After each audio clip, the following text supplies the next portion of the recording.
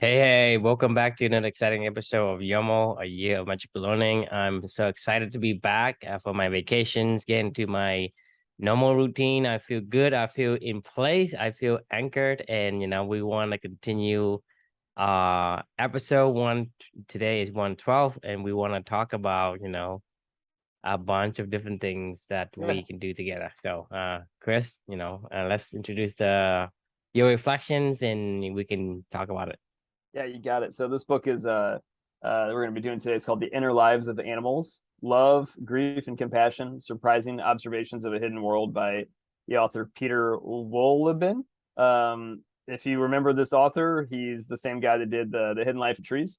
Mm-hmm. I really liked the Hidden Life of Trees so much that I was like, I figured I'd give another shot with the Hidden Lives of Animals. All I right. love it. I love animals Why as not? well. Right? Yeah. So this book was actually pretty interesting. It was about uh, like animals have emotions, and animals have like it has some examples in the description. Ravens call their friends by their names, and rats regret bad choices, and butterflies choose the very best places for their children to grow up, and horses feel shame, and deers grieve, and goats discipline their kids. It's like it was an interesting look at the hidden lives of animals, the inner lives of animals. Right, right. I There's a mean, movie called Hidden Life of Pets, right? I think so. Yeah, I've never seen it, but I think you are correct. Yeah. Yeah. uh, so it was an interesting read. I definitely liked the Hidden Life of Trees way better than the Inner Lives of Animals, but I feel like I learned something good in this book. Hmm. And in particular, my reflection title for this one was "We're all in this together." So I kicked off this reflection by talking about, I don't know about you, but like I've always thought that humans were super unique and special. And that's something that I've always kind of held near and dear to my own heart for my Yeah, so entire we life. kind of are and we kind of are not. I Right. mean, it depends on where you draw that line, Um, No, because I agree, but we're talking about like, 90% monkey and 10% bees, right? I right. mean, the thing is, we use that analogy for a certain reason. So we do have our uniqueness, but we also have a lot of commonalities with a lot, even with trees. We do have commonality. I mean, Right. at one point in time, we were brothers and sisters in terms of animals and trees. One decides to move, and the other decides to hunker down and anchor onto the earth, right? Right. And we have something in common in terms of the DNA and whatnot, us humans and a plant. For sure. I mean, like that's been the one of the biggest eye-opening, journeys for me on this year magical learning adventure, I guess, is realizing that humans really aren't much more special than, like you said, like the trees, than bacteria, than insects, than horses, sloths, dogs, beavers, plant, Hmm. fungi, octopuses. Like their octopuses are incredible. Lions, lichens. Even like the Right. the the two different species coming together, to form new life form.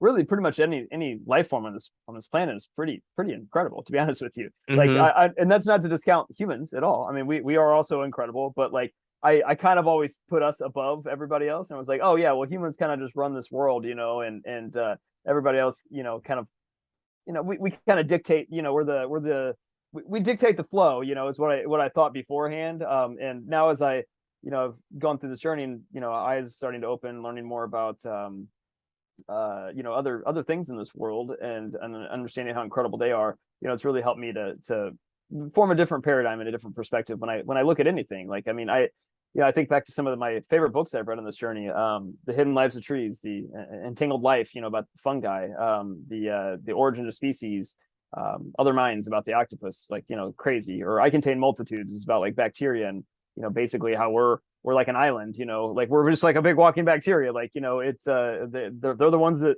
control and dictate a lot of the actions that we do, kind of thing. And we're all so interconnected into this world. And they all have magical things about them as well. Like humans do too, but everybody else does as well. This world is pretty incredible. So Hmm. while I may not think that humans are the most special thing in the world anymore, I think what I think these days is that life is pretty special. And just in general, I really, really, really cherish and feel connected and honored to be a life form in this world, and just know that, that life even exists. I mean, that's something that was not really a part of my paradigms, I guess, before this whole journey began. But that said, what I don't know, what I don't know, like I put on this reflection, I don't know why we do what we do. I obviously, you and I both know, we talk about this all the time. We don't know anything, right? But what I do know is, and what I'm discovering through this whole entire process, is that every single thing in this world has a purpose, whether it's a living being or a non-living being. This has even been a new expansion for myself, recently, of inanimate objects. Like every single thing in this world has a purpose, in my opinion, personally. And also every single thing that has a purpose is also interconnected with each other in this grand, experiment and mosaic of the world that we live in, right? So it's been such a magical experience for me to learn about things like this. It's really opened my eyes to the world around me, and it's humbling, it's fun, and it's exciting at the same time to know that like trees can talk to each other, and animals have emotions. Like I don't look at my dog the same way. I don't look at even a spider. Whenever I don't have to. Whenever I kill a mouse in my house, and I don't want to, it really hurts me to my core. It really does.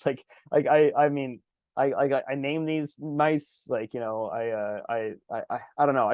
I hate it. Like I hate taking their life because they're just trying to, get a little cheese for their family and, come back. Right. And, Once feed you the kids. understand, when you understand their perspective, then you have a different outlook and feelings for the action that you do to them. Right. We're all in this together. That's what the title is, look, they got to eat. I got to eat. As long as we don't encroach on each other's territory, that's fine. Like, as long as they don't destroy my world, then, I'll let them do what they want to do. I mean, we used to give them fair warning, right? Say, hey, this is my house. Get out of my yard, right. squirrel. Right. Exactly. I have a number of squirrels that goes to my yard and just destroy my plants, which, like, for me, it's like I don't mind you using my yard and doing whatever you need to do. You can pick up all the acorns you want. There's nothing for you to eat in my plants. Don't kill my plants. So I'm like, say, to me it's like, hey, squirrel, I'm not telling you not to come to my yard, but at the same time, hey, there's boundaries you need to respect, because I'm not putting food in the plant. There's food for you. Like, go eat the food that's there, right? There's food that I left out for you. You eat that one. Why are you messing with my other stuff? To me, it's like, yeah. I'm kind of like in that struggles right now. I feel your pain. I don't in a happy world, we all get along and we're interconnected with each other, and I guess that was really the lesson of this particular one is I'm, for the rest of my life, excited to learn more about the purposes and discover the purposes of the other things around me, and to learn how to be a better team player, all around for the time that I have here, and understand how connected we are. Because I wrote at the bottom of this one, it's we all only have one shot at life, so let's make it as magical as possible, and it's a pretty magical world that we live in. So so that was the reflection from this one. It was a little sappy, but animals really kind of make me sappy. I mean, we went to the zoo on Saturday with Luca, and man, it's just really cool when you go there and he fed a giraffe, these little guys are doing their thing, and the rhinos are, farting and pooping right in front of you with their big old butts, and the elephants were getting, massaged and bathed by everybody as they walked by, and the lion was just lounging out on his big old rock asleep in the middle of the day, and you just like look at the guy and you're like, holy crap. He started roaring at one point in time, and it was pretty cool, because you're like, man, that the roar was just so deep, and you're like, shit, if I saw that guy in the wild, I'd be like, I mean, I would probably poop my pants. I mean, I would, like, if there was no barrier between me and him, I would be like, that is the most intense looking animal ever. I mean, they're just so big and physical, and you could just tell like it has like this don't mess with me kind of, like just visual. Yeah. I mean, it's even the snakes. We went through the little desert area, and like they creeped me out, but I was like, I found myself asking Felicia, I was like, why do snakes exist? Like, like what there's got to be a reason. Like, why do these creepy little slithering, dudes exist and live in the desert? I don't know. I'm sure they're there for a reason, but I don't know the answer to that one, and I don't know why they developed. But I even found myself having a little respect for the snake. Right, Anyway, right. so that's it. I'll stop babbling at this point in Yeah. time. I mean, the thing is, with the reflection reminds me of when you talk about, the beaver, right?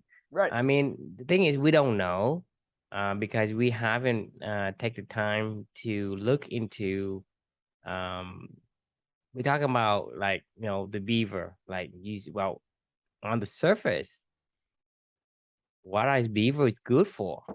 Mm. You think about it, what is They're beaver good for? rodents. You're talking about just like talking with the squirrel. They're a rodent, they're right? rodents, right? Yeah. They're rodents, and they chop down your trees, and they haul the trees, and They they flood block our crops. yeah, exactly. And so you ask your questions on the surface, like when you don't know anything about beaver, you ask the questions. These guys are good for nothing. They're just a nuisance. Right. So you get rid of the beaver, right? What happened to the ecosystem? It completely broke down. I mean, you have Right. wildfires in California because some of the ecosystem was taken away. And so, like, in multiple layers, in multiple ways that we don't know, that we, even human, rely on these ecosystem, and Right. the chain of animals that is in the chain is able to connect and bridge that and allow us to have an environment where we can all thrive. Because until we did something to that beaver, right? Until we did it, then we knew the effect.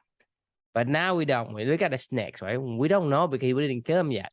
Once we Right. kill them all, then we say, well, oh gee, we should have killed them because we didn't see the things changes. Like, imagine you Right. kill all the butterflies, right? For whatever reason, I'm there's curious. a movie called The butterfly remember that effect. movie with the bee with Jerry Seinfeld? Oh, Um, the life of the bee, like bee's life, or no, that's a bug's life. yes, but no, it's not Jerry Seinfeld was a There you go. bee, and then they work for the honey and the nectar, and they go and they sue somebody in court, and then they have to return all of the honey, and then all the flowers start dying and all that. So these Right. people don't know the effect until until the action has caused tremendous Yeah. changes.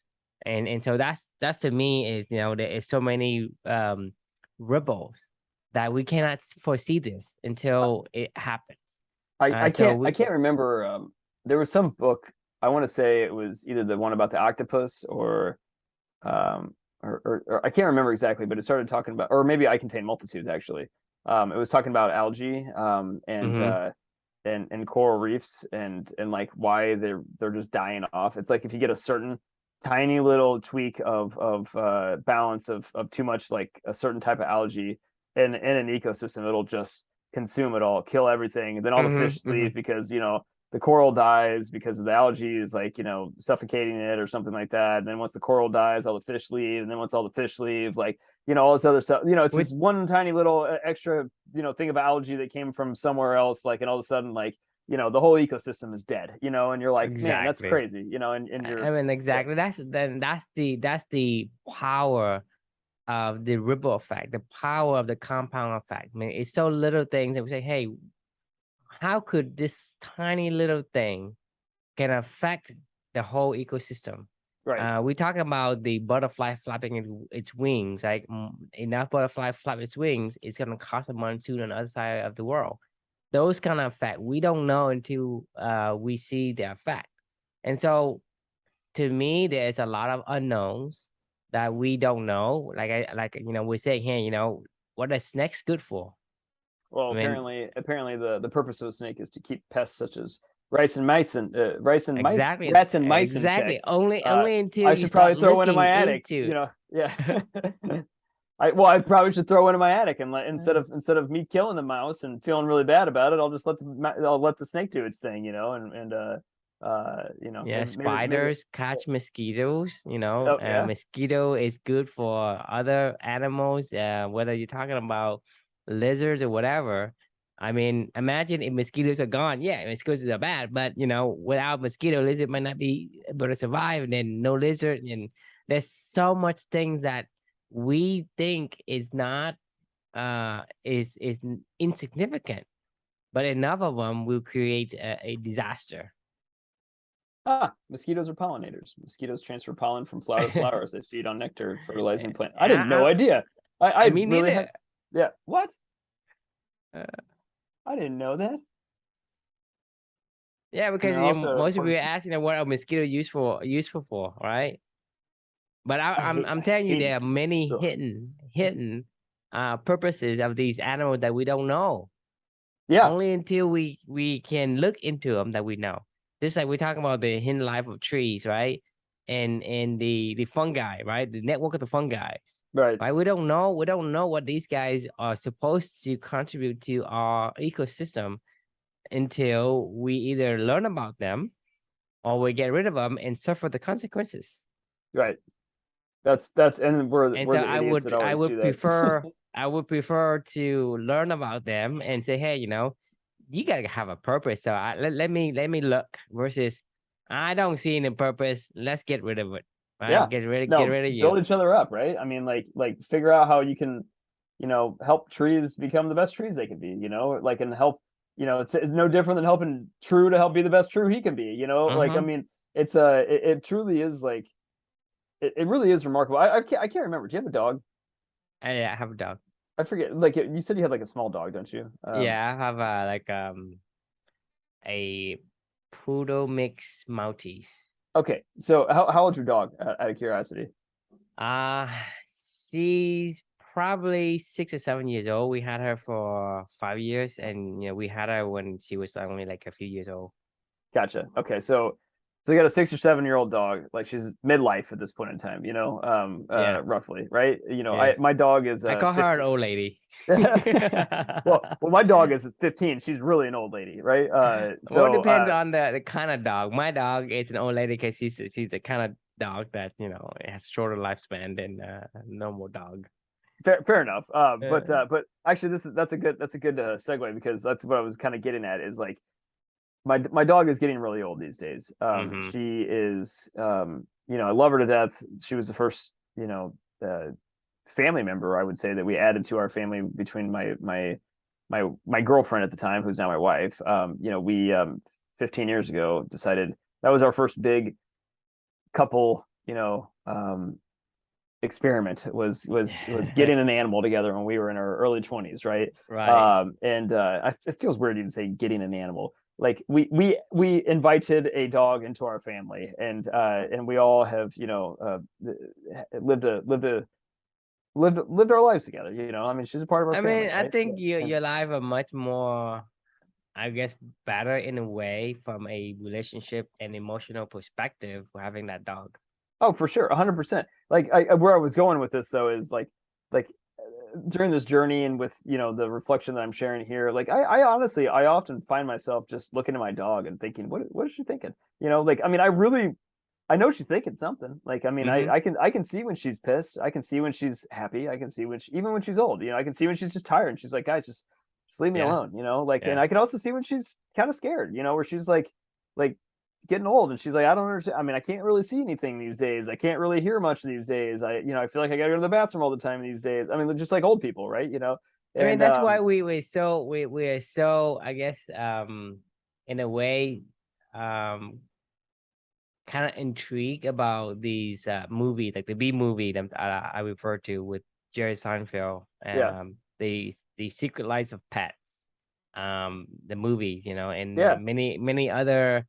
Like it's like it's like, hey, from the animal's perspective kind of movie, because it's I guess it makes us curious, and we are pretty excited to learn of the things that we say, well, we took for granted.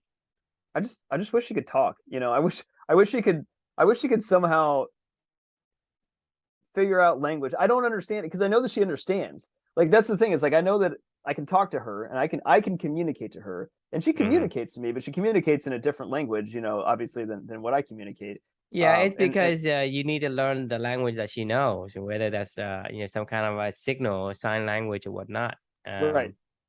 And so she probably communicate. We just don't understand it. Yeah, I mean, she's probably saying to us, she's probably talking to her buddies, when she goes to the park, and she's like, "Man, I wish I could just, I wish they would just bark at me." You know what I mean? Like, I don't know, So like, you call her a pet, she call you a pet. My right, pet. right, yeah, my human pets, My human pet. I mean, to be fair, like, I mean, she doesn't work. She has a nice shelter over her head. She gets fed, twice a day regularly. She's and I'm not like a 1,000-day turkey, gonna 1,000-day turkeyer or something like that. She's part of our family. I mean, like, she gets all the privileges of living here, and She's probably your master. yeah, I'm right. Yeah, exactly. For all we know, like, I jokingly told Felicia one time we were out on a walk, and this is like, man, I'll tell you what, like, when this whole journey started and my head was in just a totally different place, when I finally started to get out of the rubble, a little bit of the blast, and and the curiosity was coming back in my life a little bit. It was probably, I remember this moment. I was about 6 months into this whole entire, experience, and I think I had just read, like, The Hidden Life of Trees or something like that. I don't know. It was Right. like one of those kind of books where I was like thinking about animals, and I was thinking about, just seeing things differently in general as I was walking around. My wife and I, we were on a walk, and I saw this human and this dog with a leash, obviously walking a dog on a leash, and I was like, I had this weird, like, out of body experience where I was like, man, if I was like an alien that just landed on this planet, and I'm just walking down the sidewalk, just minding my own business, and I see this animal, like, holding a leash to this animal, but that animal is not, like, doesn't care. It was walking side by side, tails flapping, like, it looks happy, and I'm like, why the So hell? who's walking who? Like, I'm like, why the hell is this happening? Like, like, what, why? What is it? What is it? Who's walking who? And why is there a connection piece to hold them together? I'd be like, I was baffled, like, thinking, like, why in the shit is that even happening? Like, and then and then it got worse from there. Then I started to go, like, as I would see people drive by in the car, we were on this, like, walking path, and like, all these cars started driving by us, and I was imagining every person in the car is like a little ape, and I'm like, and I'm also thinking, like, the alien. I'm like, why do those animals all just drive these freaking cars everywhere? But no, I don't see any other animal anywhere. Like, what the hell is this shit? And, like, what is these streets? Like, why do they even have, like, I was like, my brain was going, like, 900 different my brain was going, like, 900 different, places, as I was thinking, like, like, what a weird world and awesome world that we live in. It's like, we're just monkeys, like, and we're out walking a canine. Like, how crazy is this? Yes, it's a very interesting perspective coming from an alien's eyes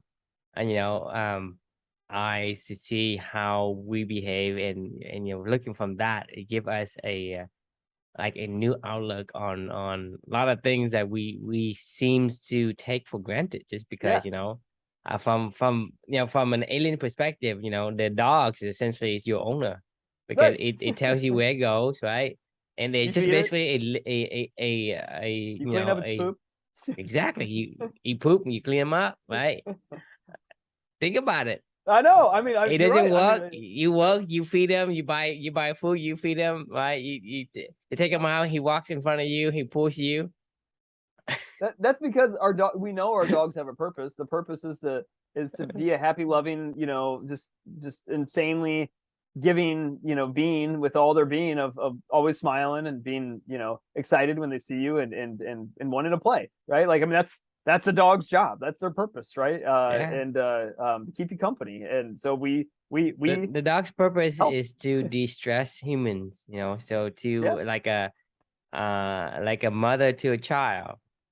So you think, you look from an alien perspective, from their goggles, is the dog is essentially your master. I agree. Well, it says that's a movie. By the way, talk about, like, that's all. Oh, I guess there's a movie called A Dog's Purpose. Talk about, like, tear jerkers. Like, I can never watch a single movie about an animal. Hell, it's really funny. I heard this one time I was watching something. This is a long time ago, where, like, you're watching, like, a war movie, and I don't know if you've ever seen, like, a war movie, and, like, from, like, World War II or something, and then, like, all these dudes are getting slaughtered on the battlefield, and then, like, a horse gets killed, and you're like, oh my god, they killed the horse. You know what I mean? So you're like, I can't believe they just killed the horse. Like, you know, but Yeah. you're watching like, you know, just people get slaughtered everywhere, and then I feel like so bad about the horse, you know. Like I mean, there's just something Yeah, about the people are connection. dying everywhere, and then suddenly somebody chop off the legs of the horse, and the horse fell down, and then it's like, oh my God, somebody killed a horse, Right. and Yeah. why is there 100 people to get killed? Yeah, you don't even give no shits about like, you know, Uh, the people just getting slaughtered all over the place, you know. But yeah, I mean, like dog movies, like pets like that. I swear to God, I could like Marley and Me. I can never watch it ever again for the rest of my life. I mean, like hell, even All Dogs Go to Heaven. I don't think I ever cried in a movie ever in uh, my entire life, except for I remember crying at All Dogs Go to Heaven when I was like 5 years old. I don't know if you remember that movie. It was like a cartoon called All Dogs mhm, Go to Heaven. mhm. You know what I'm talking about? Yeah. Yeah. I heard of it. So yeah. It's been So a no, while. Uh, that was, I mean, I've never seen that movie yet. I was traumatized by that movie. Like, I mean, I was 5 years old. I was in the theaters watching it, and I remember I will never watch this ever again. I was so sad. Like, I was it took me like I clearly am traumatized. I will not watch that movie ever again. Like, I mean, it can't happen, you know. yeah. It's, I don't know. Animals are pretty special, man. Like, I mean, I mean, everybody, everything's every single thing on Earth, on around us in our ecosystem plays a part, and they yeah, are important. Just like a chain and a link, right? You can have a strong chain at the beginning or the end or whatever, but in the middle, if you take a one out, it's gonna break, and when it breaks, it's gonna affect the chain at the beginning and the end as well. So, like the ecosystem, like we talk about, is if we take something out, something will happen, will change, and the right. ecosystem may suffer for it. And so that's the thing is, I agree with your reflection is we are all in this together because we are all connected in ways that we don't know. And that's, We'll never hence, know. the hidden life of trees, of animals, of fungi, of many other things. Everything. Whether we know or not, they're connected. And if we decide and inadvertently take it out of our chain, then we're gonna be affected. Yeah. And I mean, sometimes, we don't I guess we don't know until it's too late.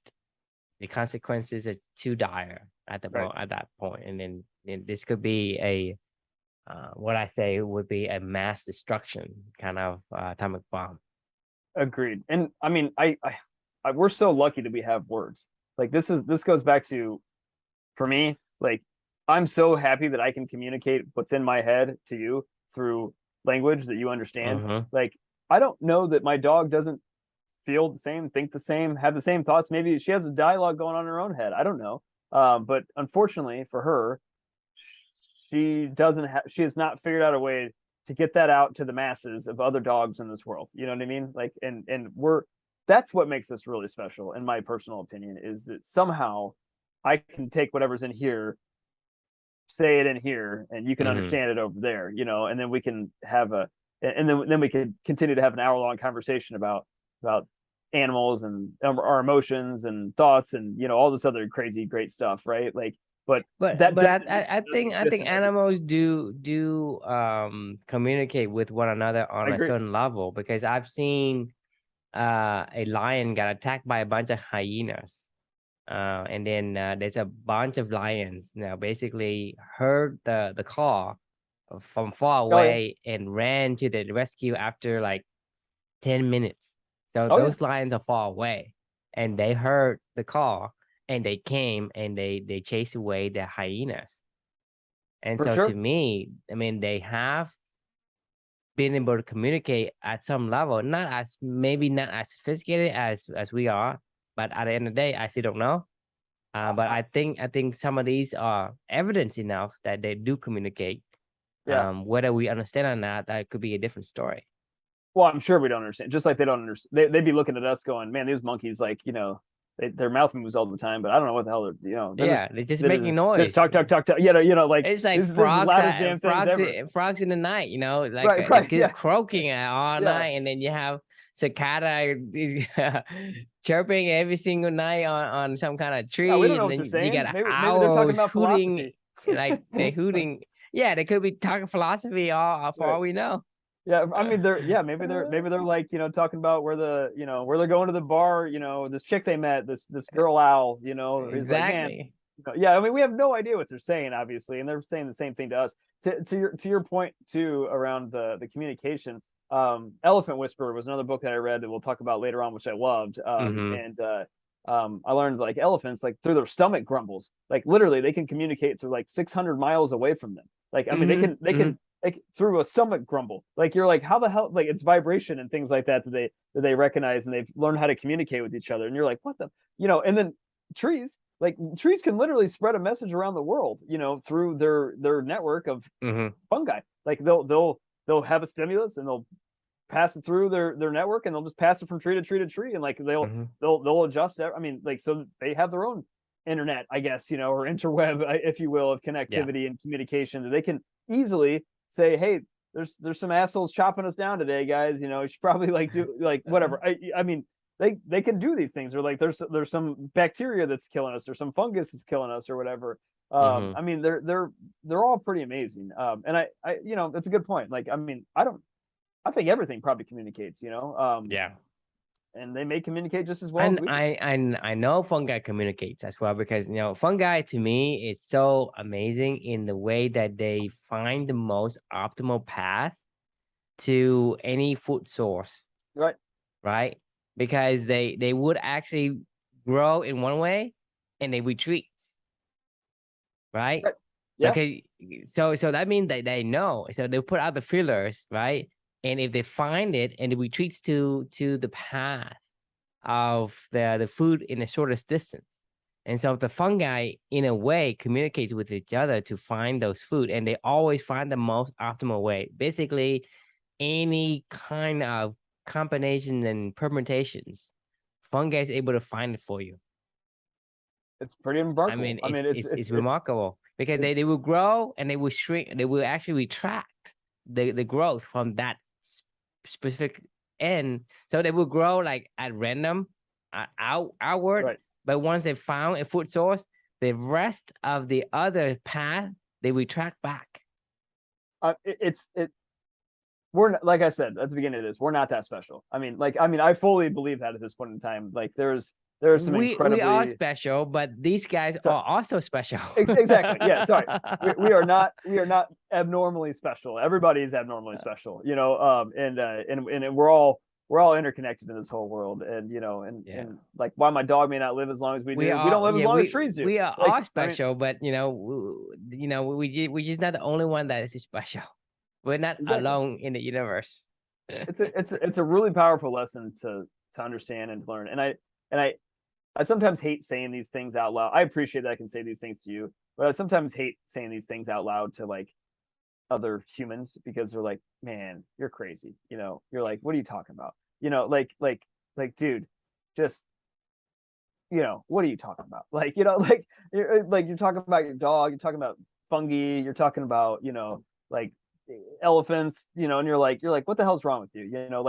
Like just get back in your paradigm and move the hell on, kind of thing. It really does feel awkward sometimes to share these things to people. And well, it depends on whether or not they can communicate with you. I mean, knowing the word doesn't mean they understand the meaning, right?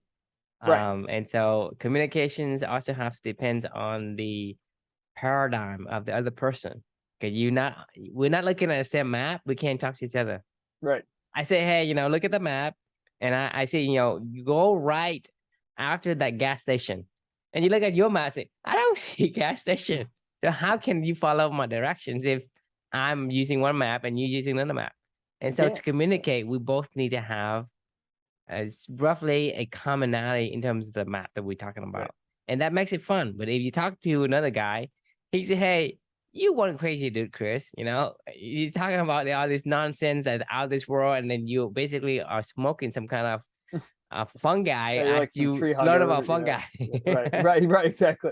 I remember we were at a work event, about a year and a half ago or something like that, and we were all doing these like one of these personality assessments. I forget what it was called. It's not like one of like the Myers-Briggs or anything. It was like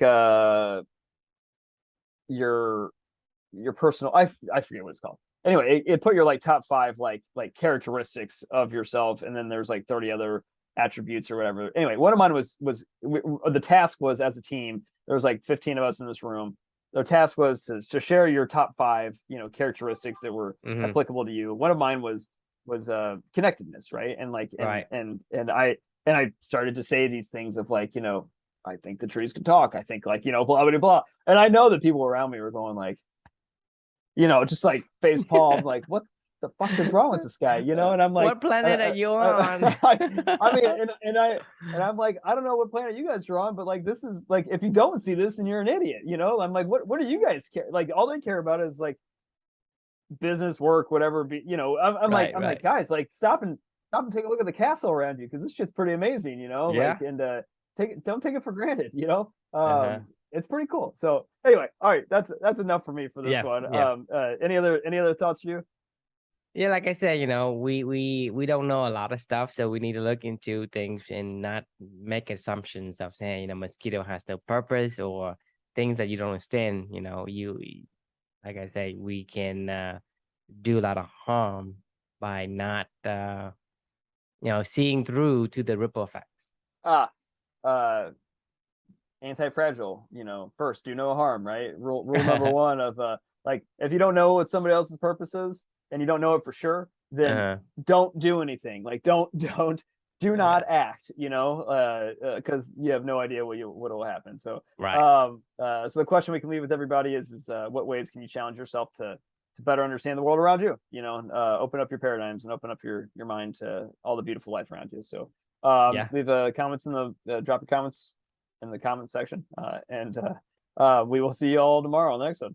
Sounds good. We'll see you next time. Bye-bye.